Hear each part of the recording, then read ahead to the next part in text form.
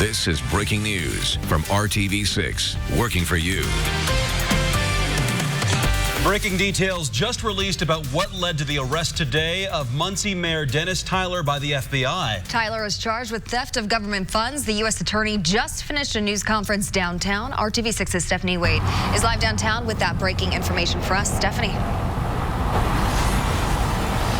Mark and Amanda, moments ago, United States Attorney Josh Minkler announced Mayor Dennis Tyler has been indicted on a corruption-related charge.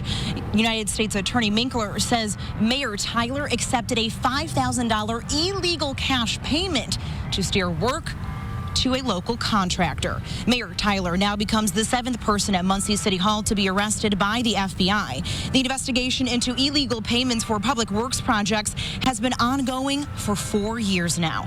Federal investigators first raided the office of the city building commissioner, Craig Nichols, back in January of 2017. He has since been sentenced to 2 years in federal prison, pleading guilty to wire fraud and money laundering. Muncie's sanitary district administrator and former superintendent of sewer maintenance, as well as 2 contractors, have also been charged for getting kickbacks in exchange for city projects. When people in positions of public trust choose to line their pockets at the expense of the very people they serve, the costs can be massive. And to be clear, I'm not talking about just simply accepting $5,000 in cash. I am first talking about a loss of trust. In a democracy, people believe that those who they elect serve them first, not themselves. And now Tyler was serving out his final weeks as mayor in Muncie. He did not run for re-election. New mayor Dan Ridenhour will take office on January 1st. But today, according to Attorney Minkler, he said in court, Muncie Mayor Dennis Tyler said he does not intend on stepping down, and he will serve out his final days as mayor until December 31st. We're live downtown. Stephanie Wade, RTV6. Stephanie, thank you. We're also following another developing story from Oklahoma. 2 people are dead after being shot in a car in a Walmart parking lot on southwestern Oklahoma. The shooter was found dead outside the car from an apparent self-inflicted gunshot wound. This happened in Duncan, about 80 miles outside of Oklahoma City. A motive was not clear, but police say it appears the victim and suspect knew each other. The victims had been in the money center in Walmart before coming back to the car. A big blow dealt today to the Southport High School boys basketball program. The IHSAA barred the team from state tournament for a recruitment violation. According to a press release from the IHSAA, head coach Eric Brand provided a tuition payment to Perry Township schools on behalf of a prospective student player from the Democratic Republic of the Congo, and Perry Township accepted the payment. In addition to Southport being out of the state tournament, that player will be ineligible for the upcoming season. The entire athletic department is on probation for the next year, and Brand is suspended for the first 2 games of the upcoming season. The Perry Township School District released a statement this afternoon which says, quote, Perry Township Schools and Southport High have been fully cooperative and transparent through the IHSAA investigation. We are disappointed in the commissioner's findings and will evaluate our right to appeal portions of the report and penalties. It's an act of vandalism that's costing people in one Broad Ripple neighborhood hundreds of dollars. At least 7 people filed police reports after their car windows were smashed over the weekend. Working for you, Megan Singtorm is finding out what specifically is being targeted and how you can help police find those responsible. This is what several cars on Park Avenue look like right now. There's plastic over the windows and shattered glass in the street. People who live here say someone came through and smashed windows early Sunday morning. Everyone's pretty frustrated about it. With a lot of the auto glass repair shops being closed on Sunday, there's nothing we could really do. And going into, work week and school week, it was time to just a hassle for everyone, for sure. Nicole Hagmeyer is just one of many who had their car windows smashed. She doesn't think the vandals took anything from any of these cars, but she still thinks it's important for police to track them down. Especially in this case, with it being so many, it's not just, one car that was targeted for some items maybe inside. It was just a senseless act of vandalism that affected so many people in our neighborhood. So I really do hope that they're able to find this person. She's urging her neighbors to check their home security cameras. She thinks someone may have information that can lead to those responsible. If you have any information about this case, contact police. Working for you, Megan Sanctorum, RTV6. And you can register your home security camera with IMPD so investigators know who may have footage for cases like this. Right now, it is unclear if anyone on Park Avenue has registered. A Hamilton County father and his girlfriend are facing criminal charges, and police say the man's 4-year-old son is in the hospital with multiple severe injuries. Noblesville police arrested Elijah Mills and Taylor Abrams over the weekend. They are charged with neglect of a dependent, and Mills is also charged with battery. According to court records, doctors at Riley Hospital for Children found bleeding and hemorrhaging on the child's brain, skin injuries, broken bones, and multiple other forms of trauma. And police in Columbus arrested a woman for driving under the influence of marijuana with her baby in the car. 19-year-old Lily Hall of Columbus was pulled over early Friday morning. Officers smelled marijuana coming from the vehicle. They say they found marijuana in her jacket and in a diaper bag. She was arrested for a felony and 2 misdemeanors. Her 13-month-old daughter is in the care of a family member. Well, tomorrow, tens of thousands of Indiana students will not be in class as teachers from around the state descend on the State House to send a message to state lawmakers. As of this afternoon, 146 school districts will be closed or offer e-learning, and more than 16,000 people are registered to attend the Red for Ed rally. That's according to the Indiana State Teachers Association. The Red for Ed protests focused on 3 issues. They include better pay for teachers, not allowing districts to use iLearn testing results, which have been criticized to evaluate teachers and school grades, and the push to repeal the externship requirement that would force teachers to do work outside the classroom in order to renew their teaching license. If you're a parent looking for childcare options tomorrow, the YMCA is holding day camps across the city at 8 different locations. We have a full list of YMCA camp locations on Red for Ed Day right now on the RTV6 News app. They are not held at every YMCA location. Some are held at local schools, so make sure you check the list before tomorrow. Camp is only for kids ages 5 through 12, by the way. Hey, the Boys and Girls Club of Indianapolis is also opening clubs during school hours tomorrow. 5 clubs will open, including the Finish Line Boys and Girls Club, Keenan Stall Boys and Girls Club, and the Lily Boys and Girls Club. They'll be open from 9 a.m. to 6 p.m. Snacks and meals will also be provided at all 5 locations. And RTV6 will be providing extensive coverage on Red for Ed Day, starting on Good Morning Indiana. That includes keeping a close watch of potential traffic and parking issues, and we'll continue our coverage throughout the day on RTV6, live on the RTV6 app and on the RTV6 Facebook page. President Trump now says he is strongly considering testifying in the impeachment probe. He wrote on Twitter this morning that he liked the idea first proposed by House Speaker Nancy Pelosi. This comes as the House gears up for another round of public testimony starting tomorrow. ABC's Mona Kassar Abdi is in Washington with more.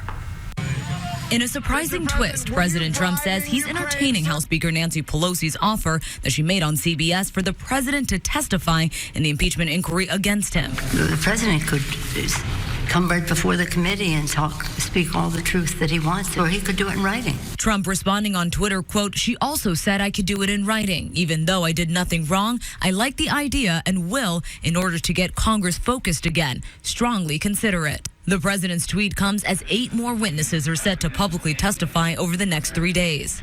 Democrats particularly preparing to press EU Ambassador Gordon Sondland on his closed-door testimony, which has now come under scrutiny. Mr. Sondland has to decide whether his primary loyalty is to America or whether his primary loyalty is to the President of the United States. 2 weeks ago, the Trump megadonor revised his closed-door testimony to confirm that he told Ukraine's leader that he would, quote, likely not receive promised military aid from the U.S. until he agreed to make a public statement concerning investigations into the Bidens and the 2016 election. And in that testimony, Sondland made no mention of a July 26 phone call that a State Department staffer testified took place between Sondland and President Trump. The top diplomat to Ukraine, Ambassador Bill Taylor, first alerted the House to the call, stating his staffer had overheard Trump inquiring about Ukraine investigations on that call. Ambassador Sondland told President Trump the Ukrainians were ready to move forward.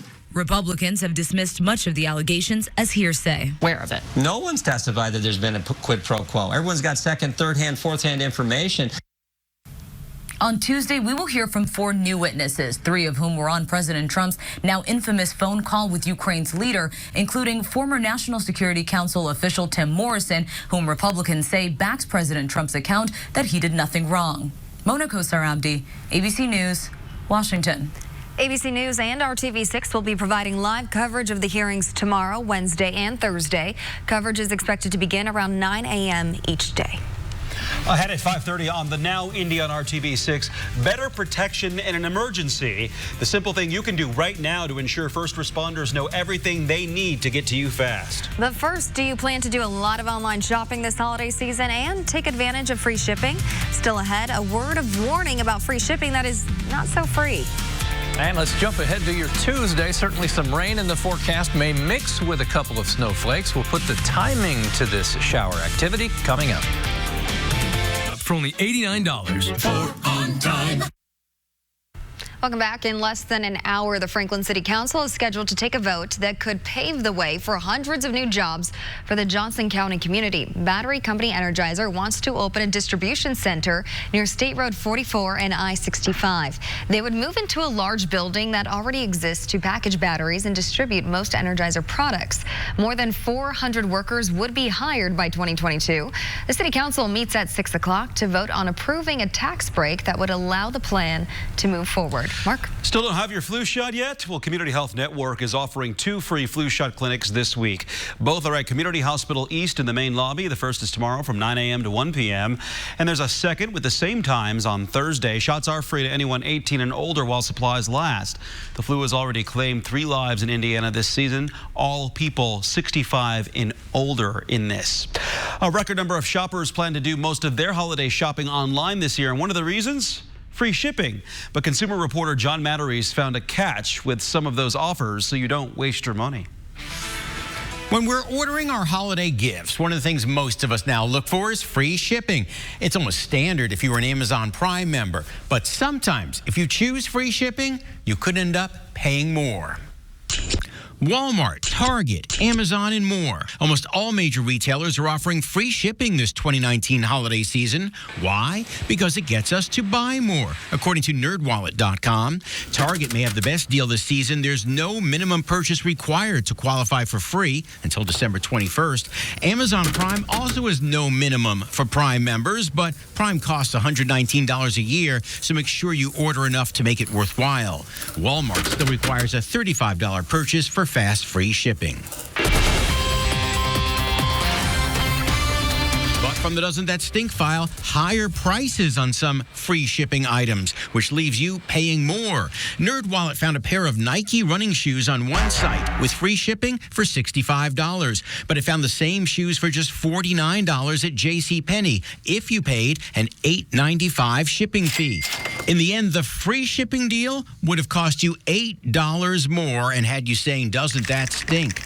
So take your time comparing prices. On some sites, free shipping may have been added into the price of the product. So when comparing deals, don't ignore one just because the words free shipping don't pop up. That might be the better deal, so you don't waste your money. Working for you, I'm John Matteries for RTV6. A shoebox filled with gifts can mean so much to a child who may be receiving their first gift ever.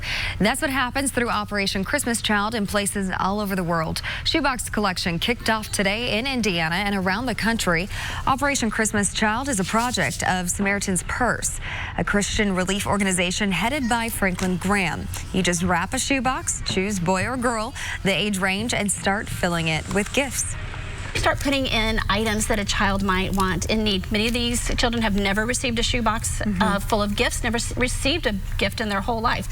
So they enjoy things like school supplies or hygiene items like combs or washcloths, soap, soccer balls. That is a wow item, and you just kind of make sure you have no air in it and put a pump in, and it creates community and a way for a child to actually share for the first time in their life many times. Since 1993, they have collected and delivered more than 168 million shoe boxes to children all over the world. Indiana is well represented in that effort. Last year, Central Indiana provided 32,000 shoe boxes.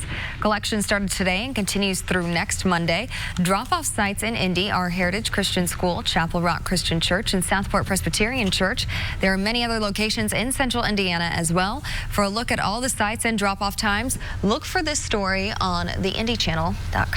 Today is one of those days that once you get home, you want to stay put and not go back outside again. Absolutely. You saying you weren't too motivated when you looked outside? Right, at all. And so that's why I start with this. This will give you some motivation looking forward. Now, temperatures aren't going to totally jump off the page, but hey, 50 is 50. 57 is even better. It does come with some rain, though. Just got to be honest up front, but we make some temperature progress. And notice I said briefly warmer because we'll end the work week with colder temperatures. Let's talk about our headlines. Some Tuesday showers that may impact all of those coming downtown for Red for Ed tomorrow. I'd definitely bring the umbrella. Temperatures will be in the 30s in the morning. That means we could mix in a couple of melting snowflakes, especially north of Indianapolis early in the day before temperatures then rebound into the 40s. That has been the view, and at times we've had no view. This is from the Salesforce camera looking west over White River toward the Indianapolis Zoo. A little bit of a breeze would help break up some of the fog and low clouds, but the wind hasn't been too strong either. Despite all of the drizzle in that we've had today, we've had 1/100th of an inch of rain. Not much to talk about there. All the gray represents the cloud cover that's in place and going nowhere. Temperatures 38 in Lafayette, 36 in Crawfordsville. We only moved from 31 this morning to 39 this afternoon, just an 8-degree temperature spread. To the south and west, temperatures did make it above 40. Say hello to Vincent. Vincent's ears are perked up. He just celebrated the birthday. Oh, happy birthday, Vincent. Be careful guessing his age. How old do you think he is? 2. He looks young. 1. He just turned a year old. So you know what he did after posing for that picture? He went running around the house going wild with all that energy. Temperatures will be in the 30s through the evening hours. Overnight, tonight, mostly cloudy. In the morning, there are the showers beginning to expand. That's 10 a.m. There we are at 1 o'clock. As we get to the afternoon hours, still showers, especially from Indy to the east. Temperatures at that point will be in the 40s as we plan out your day. If it starts any earlier, that's why we may have a little wintry mix, especially northern half of the area. Otherwise, noon at 42 degrees. Temperatures to around 47 tomorrow afternoon. Wednesday will be dry and a little warmer. These are temperatures that just get us prepared for midweek when we'll hit 50. But we'll stay partly to mostly cloudy. As you look at the 7-day forecast, temperatures on Thursday, 57 degrees. Rain is likely through the day. It will also be windy. Wind out of the southwest gusting to 30 miles per hour. That carries the temperatures to the mild level. Friday, temperatures much cooler, 44 for the high. Into the weekend we go, only 40 on Saturday. Consistently inconsistent. That's right. The way this kind of works. At least there are no single digits. Yeah, that's true. He doesn't even know there's silver lining right there. All right, thanks, Kevin, for that. Hey, Jeopardy is coming to RTV6, and the competition has never been more fierce. The primetime event that you won't want to miss.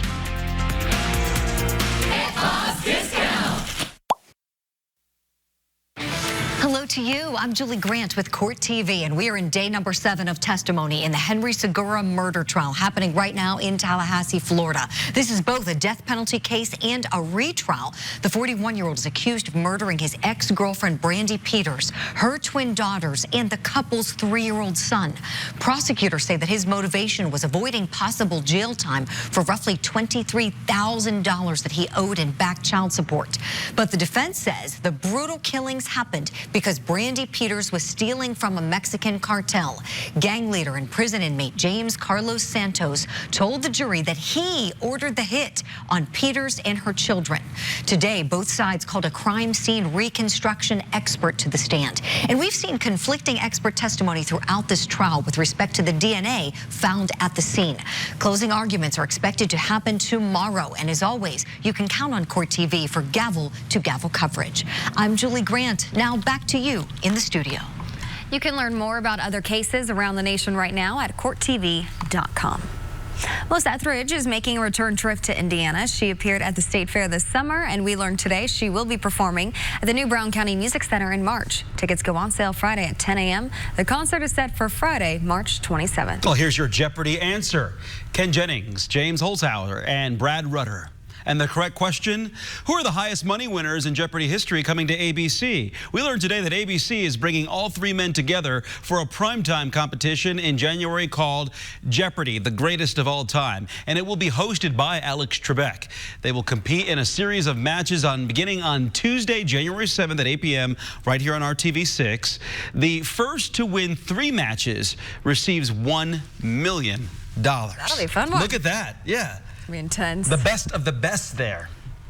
Got to see how that's going to turn out, right? So if you'd like to get your hands dirty, there is a unique job opportunity waiting for you. All new at 6 p.m., the career where it's okay to have a cow, the jobs that are waiting for you. But first on the Now Indy, the extra steps IMPD is taking to protect you from holiday Grinches. You're watching RTV6.